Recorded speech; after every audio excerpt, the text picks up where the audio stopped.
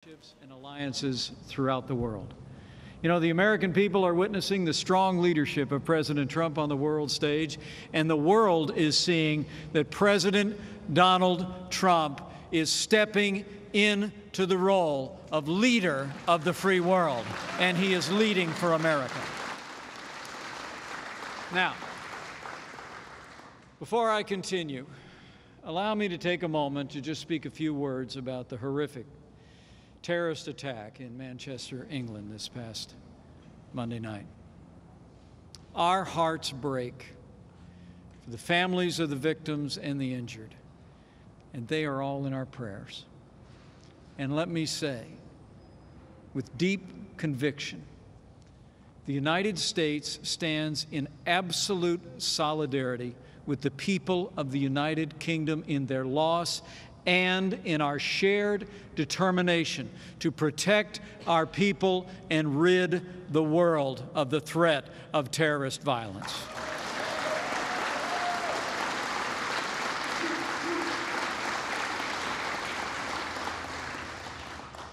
Thank you for letting me share that. It is great to be back in the Pelican State, and I thank you all for coming out on a busy afternoon.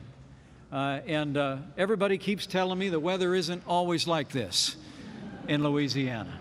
So thanks for sparing such a beautiful day. To Administrator Verma, thank you for that kind introduction. Thank you for your leadership at the Center for Medicare and Medicaid Services. Let me also thank Congressman Garrett Graves for joining us and for representing Louisiana with such conservative principle in Washington, D.C.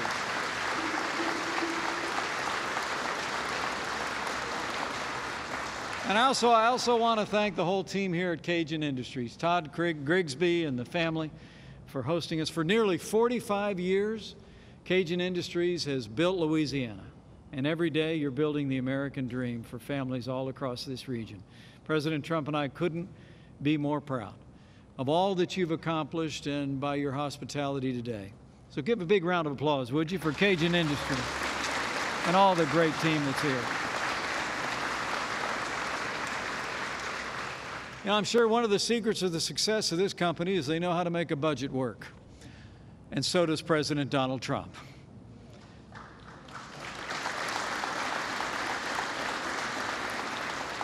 Just yesterday, our administration unveiled the president's first budget, and it's exactly what Louisiana elected him to do. The president's plan puts America back on a path to fiscal responsibility. In fact, the president's budget balances the federal budget in the next 10 years.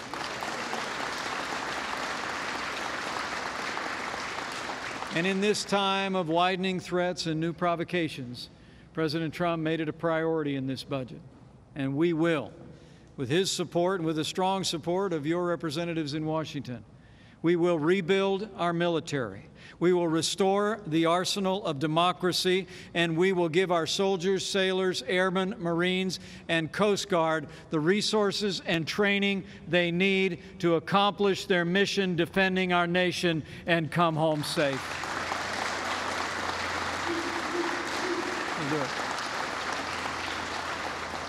In this recent budget, President Donald Trump just proposed one of the largest increases in defense spending since the days of President Ronald Reagan. We're committed to making the strongest fighting force in the world even stronger still. But you know, it's not just about our military. This president is also keeping his promise on domestic security. We're providing all new resources to strengthen our borders, enforce our laws. Even as we speak, this administration, working with local law enforcement, are taking gang members, drug dealers, and criminal illegal aliens off the streets of Louisiana and off the streets of America.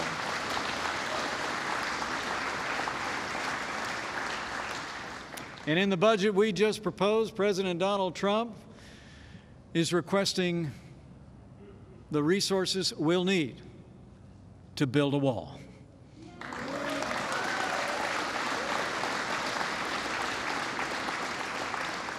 Thanks to the President's leadership, I'm pleased to report already illegal crossings at our southern border are already down more than 70% since January 1st of this year.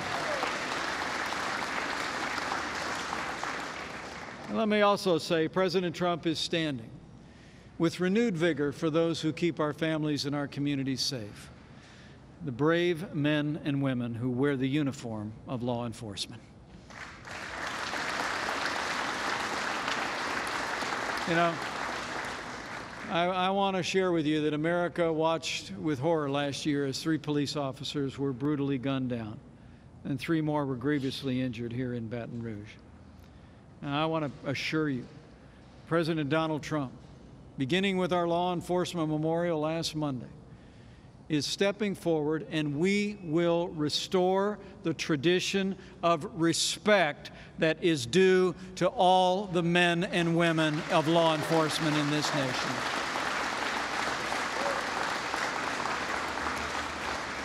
This last week at the National Peace Officers Memorial Service, where we mourned the fallen from Baton Rouge, President Trump declared clearly that America, today and always, stands strong with the men and women on the thin blue line. You know, there's an awful lot of members of law enforcement here today, making this event possible and keeping us all safe. Would you join me in just giving a round of applause to the men and women serving in law enforcement at every level who are with us today?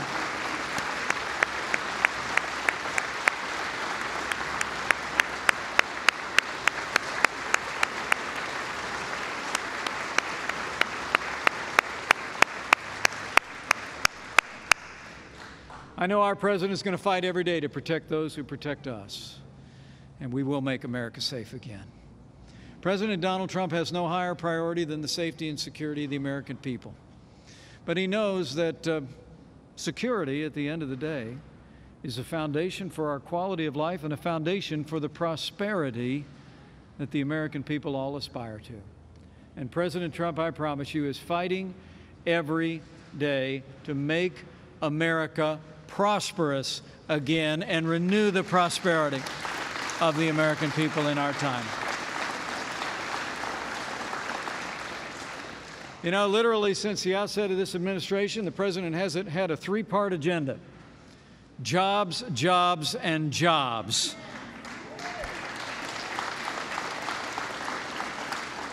And I can tell you, since day one, the president's been taking decisive action to put America back to work and get our economy moving again. He ordered every agency in Washington, D.C., for instance, to find 2 regulations to get rid of before issuing any red tape on businesses large and small across America. You know, the president's slashing so much red tape, he's been breaking records.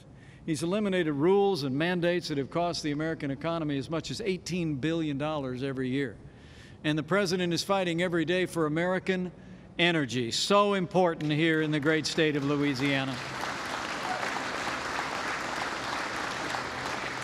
The president knows that our energy, oil and gas in particular, are the lifeblood not only of Louisiana but of America. That's why he's been breaking down barriers, standing in the way of offshore drilling, and President Trump approved the Keystone and Dakota pipelines. We're putting America on a path to energy independence. And the president's leadership is already making a remarkable difference in the American economy. Businesses are responding to the president's call to buy American and hire American. And you may not have read this in the newspaper, but the truth is more than 700,000 new American jobs have been created by businesses large and small just this year alone. Business after business has announced record investment in American workers, billions of dollars, thousands of jobs. Optimism is sweeping America. The American economy is roaring back under the leadership of President Trump. You know, small businesses like those so well represented here haven't been this confident in a decade. Manufacturers haven't been this optimistic in more than 20 years. From coast to coast, the American people know that President Trump has turned America around. But as Louisiana knows, one of the most important things we need to do to create jobs and restore boundless opportunity in America is to repeal and replace Obamacare.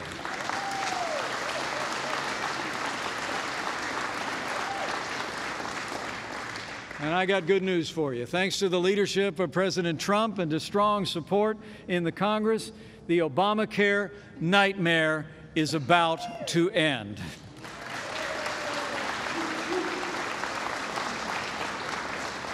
You know, I just heard once again firsthand from Todd and all the small business owners who gathered for a conversation earlier about the burden that Obamacare is placing on job creators like Cajun Industries and all of those that are with us today.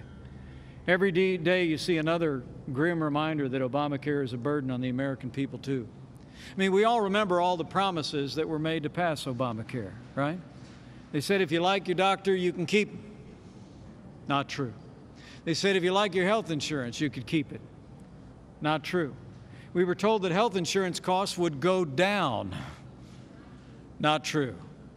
That's why President Trump is showing the numbers that the last administration never wanted the American people to see, I guess. According to a new study published just last night by the Department of Health and Human Services, it's now official. Obamacare, in the facts, has caused premiums to skyrocket across America. Here are the numbers.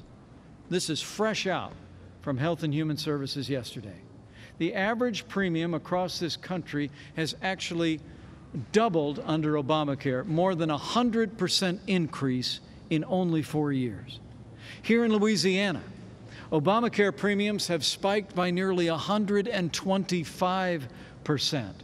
The average plan here in the Pelican State costs more than $3,500 more than it did just a few short years ago. I heard one story after another from the small business owners that were just gathered here. I mean, these are the real numbers that have been released by our administration, and they're numbers that the past administration just never would release to the public. And the sad fact is, as Seema Verma just said, the politicians in Washington, D.C. who gave us this failed policy in 2010 are refusing to even lift a finger to bring relief to hurting families and American businesses. Louisiana knows the truth. Every day Obamacare survives is another day the American economy and American families struggle. But let me make you a promise. Help is on the way, Louisiana. Last month, thanks to the leadership of our president and the strong support of Congressman Graves and every single Republican from Louisiana in the House of Representatives, Congress in the House of Representatives passed the American Health Care Act, which is the first step to keeping our promise to repeal and replace Obamacare, and they should be commended.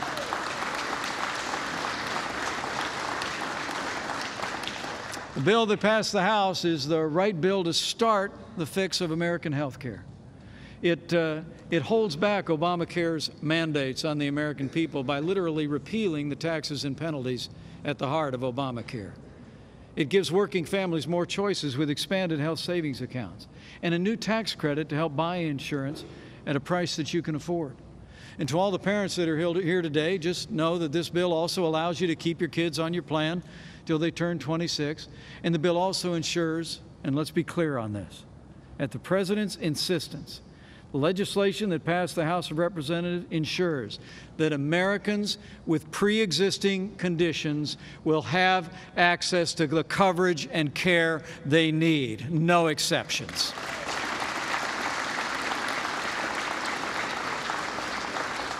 But the American Health Care Act also gives states like Louisiana the freedom and the flexibility they need with Medicaid to help your most vulnerable in the way that's best for you. Because state-based solutions are the best way to give better coverage, better health care, and a better future for the people of the Pelican State. Let's let Louisiana develop Louisiana solutions for the people of this state.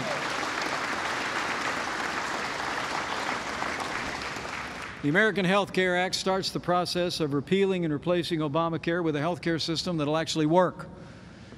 But we need Louisiana's help to get it across the finish line. You know, I really am grateful to say again, every Republican in Louisiana's congressional delegation voted to repeal and replace Obamacare. And, I hope you'll leave here today and give your congressman a call and thank them. Thank them for their leadership and their principled stand. But I'd also suggest that you might call your 2 Republican senators and tell them it's time for the Senate to step up and do their part to repeal and replace Obamacare.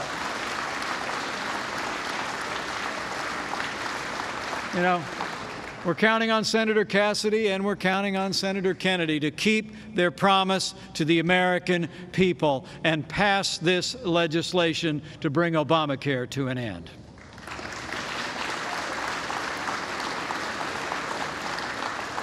With your senators' support, I know that in the months ahead, we'll pass this legislation and begin the process of repealing and replacing Obamacare and finally giving the American people the kind of health care they deserve, built on American principles of competition and state-based flexibility and reform.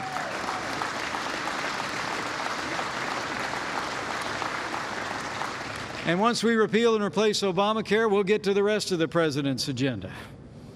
In case Cajun Industries didn't notice, in case the rest of you didn't notice, you actually elected a builder to be president of the United States of America, and Donald Trump, your president, is going to rebuild the infrastructure of this country. President Trump is committed to make historic investments in American infrastructure to ensure that we have the best roads, the best bridges, the best highways, airports, and the best future we could possibly imagine. And the president's going to continue to slash through red tape, rein in unelected bureaucrats so they can't cripple Louisiana's economy from the comfort of those taxpayer-funded metal desks in Washington, D.C. And get ready. Come this summer, we're going to roll our sleeves up. We're going to work with the House and the Senate, and we're going to pass the most significant tax cut since the days of Ronald Reagan and one of the largest tax cuts in American history.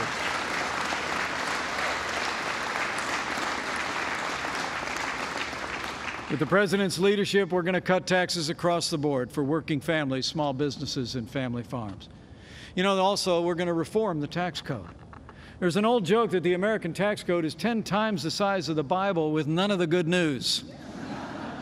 We're going to change that, rest assured. The president's going to make the tax code simpler, flatter, and fairer for everyone. It's going to put more money in your pockets, keep it out of the hands of wasteful bureaucrats in Washington, D.C. And this president also knows the time has come to make sure that businesses here in Louisiana, businesses across America, have a competitive business tax rate to be able to create jobs and keep jobs here in America. And we're going to slash the business tax to 15%.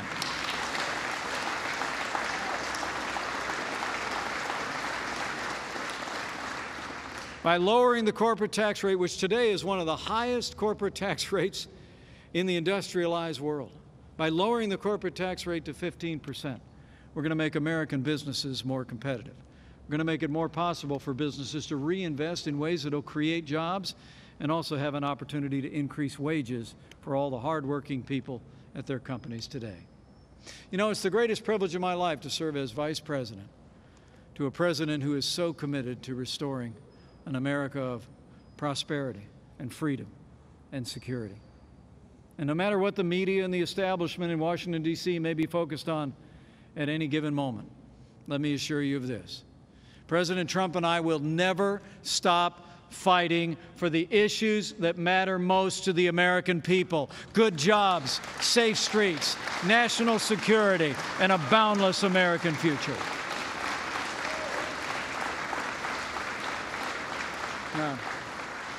Now, I think we've reached a pivotal moment in the life of this nation. I really do. And in this moment, President Trump and I need the support of every freedom-loving American. All of you.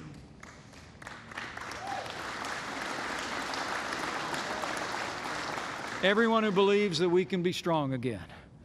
Everyone who believes we can be prosperous again. We need you to stand up, and we need you to speak out.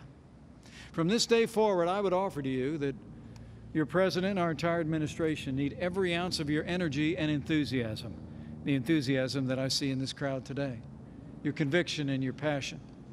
And we might need just one more thing in these days. If you're of a mind to bend the knee and bow the head from time to time,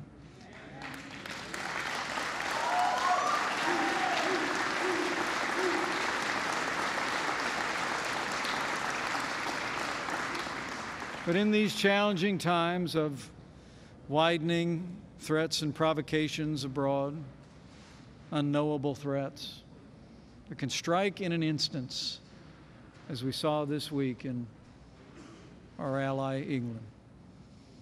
In these times of a struggling economy, the most powerful economy on earth that seems to have been unable to get back up, stand up, and lead the world.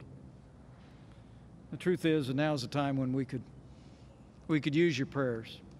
And I don't say so much for an agenda as I think often of what Abraham Lincoln said in his time. He was asked if he thought that God was on the Union side.